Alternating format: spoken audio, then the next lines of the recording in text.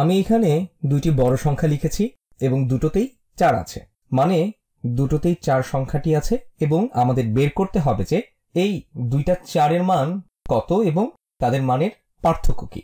তুমি আগে একা একা বের করার চেষ্টা করো এবং তারপর ভিডিওটা দেখো।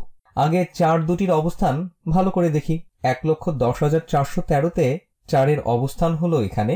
এখানে 4 দিয়ে কি বোঝাচ্ছে বলতো? এটা হলো এককের ঘর। এককের ঘরে আছে 3, দশকের ঘরে আছে 1, আর 4 সংখ্যাটা আছে শতকের ঘরে।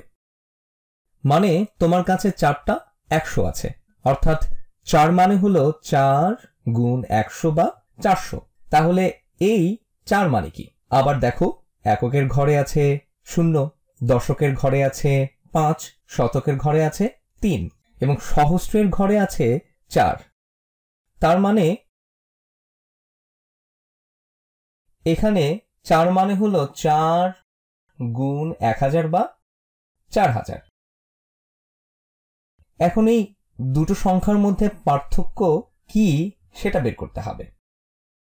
আবার বলি, এই 4টা এই 4-এর এক ঘর ডানে আছে, এই 4 আছে সহস্রের ঘরে, আর এই গোলাপি গোল দেয়া 4টা আছে শতকের ঘরে। তুমি যদি এই সংখ্যাকেই এক ঘর করে ডানে সরাও, তাহলে আগের ঘর থেকে মান 10 ভাগের 1 ভাগ কমে যাবে।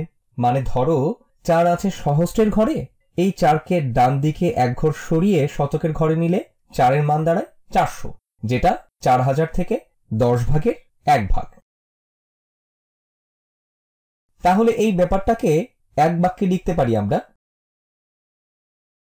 দেখো আমরা কিভাবে লিখছি।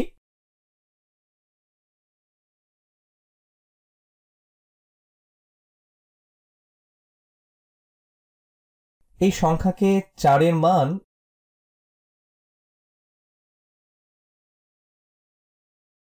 এই সংখ্যাটাতে 4-এর মানের 10 ভাগের 1 ভাগ।